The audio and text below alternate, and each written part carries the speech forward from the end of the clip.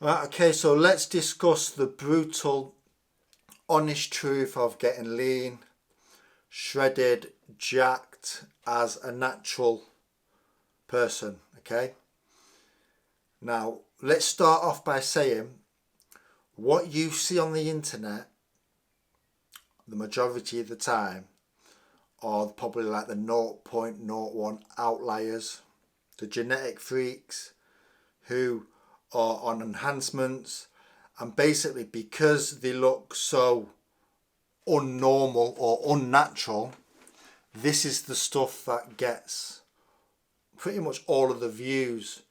So basically it is kind of like just rammed down your throat 24/7. And this does have a big impact mentally, even on someone like me who has been able to get very, very, very low body fat. You're constantly comparing yourself to these just like super freak physiques on the internet, and it kind of makes you feel like basically it's a physique you're never going to ever achieve unless you go unnatural. Okay, they've got a significant amount of muscle, which is aided by enhancements, and they're also using enhancements to get their body fat super low. So basically they're winning not fairly in all directions, even though yes, they will argue they are putting in the work, which obviously they are, but the results are totally not in the same league. Okay, so just started by saying do not compare yourself to the social media. I mean, me personally, as you can see, I'm a fitness channel. I do not follow really any fitness channels. Okay, the majority of the fitness channels on the internet are the people with the big subscribers are totally like unnatural people. I do not. Once you reach a certain level of knowledge on how to get ripped or in shape naturally, you don't need to. You don't basically need to follow these people for advice, because once you know how to do it, you know how to do it. All you're doing is just exposing yourself to basically you're exposing yourself to questioning how good you look compared to them, which I don't do. Okay. Another aspect of getting super lean and shredded is you're going to find that if you're coming from this in a place of losing body fat, and what I mean is you're losing fat to reveal your basically you're losing fat to reveal your muscle, you're going to find you're going to lose a hell of a lot of size. And what I mean by that is if you go to the gym and work out and you've got quite a bit of body fat, you underestimate how much fat is padding out that t-shirt up top and basically making you look bigger. When you're eating more calories, your muscles are fuller, your t-shirts are fuller. Once you start cutting and losing body fat, you're going to find that you're going to feel you're becoming a little bit more of a scrawnier version of yourself. Okay, you might find that some of your t-shirts are starting to go baggy and you're starting to literally look a smaller version. You might not feel as strong in the gym, all of this stuff, because you're lowering your calories. Your glycogen stores as well, your carbohydrates in the muscle, that stuff, they deflate. So it gives an all-round illusion, which is also true, that you're actually getting smaller. You actually feel smaller, and there is a psychological phenomenon where if you are not lean enough, okay, and you are cutting, there's a little bit of a no man's land in between where you don't actually look good. You don't look big and strong and muscly, and you don't even look ripped and lean. There's a very weird in between, and you're kind of like a skinny fat, okay? And this is a very difficult psychological level to go through, okay? And this is one of the reasons most people quit, is because they actually start to think that they're actually looking worse, because basically the glycogens are lower, the body fat is not lean enough, and this is one of the main reasons even I have encountered it many times, and you start to question if what you're doing is actually the right thing, even though you have done it many times before. You question whether you're looking that great. Okay.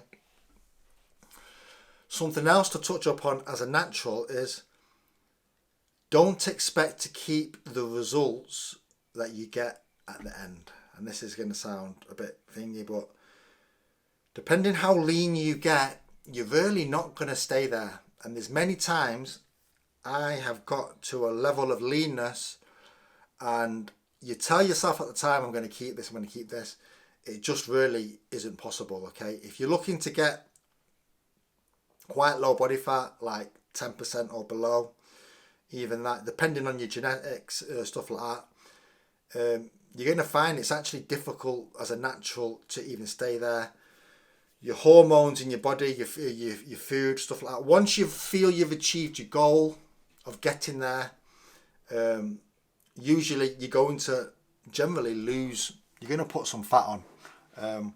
It's difficult to say, but it's very difficult to stay super lean, okay? So sometimes people have to accept that maybe 12% is a reasonable body fat to be at. Don't feel too hard on yourself.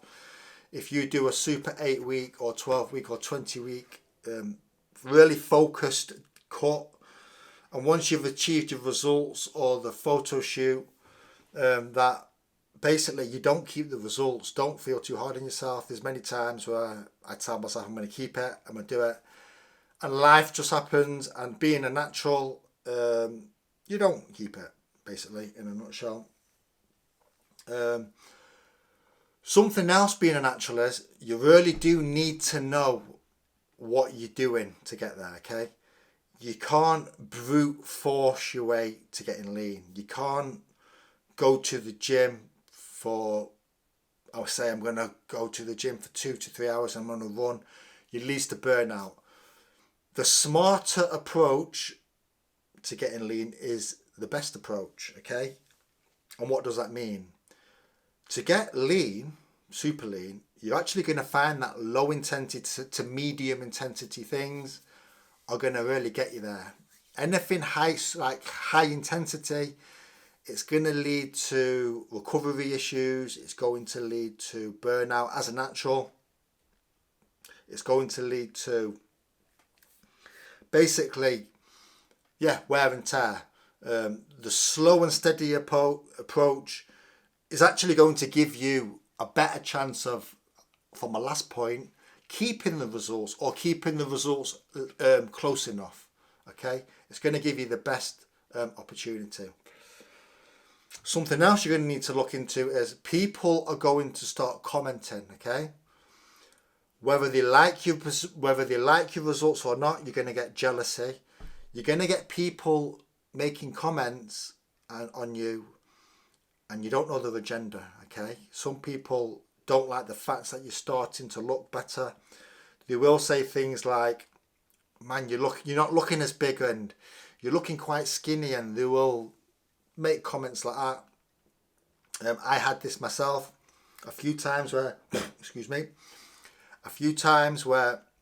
people will make comments like, bearing in mind I am coming from quite a bit of overweight and body fat, and people would make comments like, you looked better before, Paul, and what they're doing is, it's planting seeds of doubt in your mind. And during this journey of ups and downs, because as we all know, there's ups and downs, this planting a seed in your mind at a moment of your weakness can literally be your downfall, and it can stop you doing the whole thing. It can actually stop you. It's going out of focus here. It can actually stop you in your tracks of totally reaching your physique. So you need to be mindful of your environment. Be mindful of, Jim Rohn says, stand guard at the door of your mind. And what this basically means is, be careful of the comments people are making and whether you're accepting them into your mind, and try and limit yourself to being around these people. Okay, because I've seen it many times. When somebody tries to better themselves through weight loss, or they're actually starting to look good, you'll actually find the people that you maybe thought would be giving you the best encouragement, they're actually not giving you the best encouragement, okay? So that is something to bear in mind, okay? Now, as I say, all of this aside, it's very important that you know what you are doing, okay? I've not gone too much into the mechanical side of things. Like, obviously we all know that you need to build muscle. We all know that protein and resistance training and stuff like that, okay? Sleep's something that does not get talked about enough. Very boring. Let me tell you something. If you do not optimize your sleep, you're not creating any physique. Sleep optimizes your hormones. It optimizes absolutely everything, regulates everything. If you've ever found, you probably know, if you don't get a great night's sleep, it makes it more difficult to train, to stick to your diet, all of this stuff. So sleep is up there with probably one of the most important things in the whole thing. If you don't sleep, nothing works, okay? So yeah, to wrap it up, that was just a few psychological triggers. A lot of people do talk about the mechanical side of things, which I might make in another video, where they talk about the real world applications. But being realistic, getting super lean and keeping it as a natural, it very much is 99% all just psychological, going through the tough times, okay? Like I said, I will make a video on some of the other aspects. So if you would like to subscribe to the channel, like the video, leave in the comments if you've experienced any of these negative comments from people. If you would like to book in a call with me or anything for some advice, check the links in description. And yeah, until the next video, take it easy.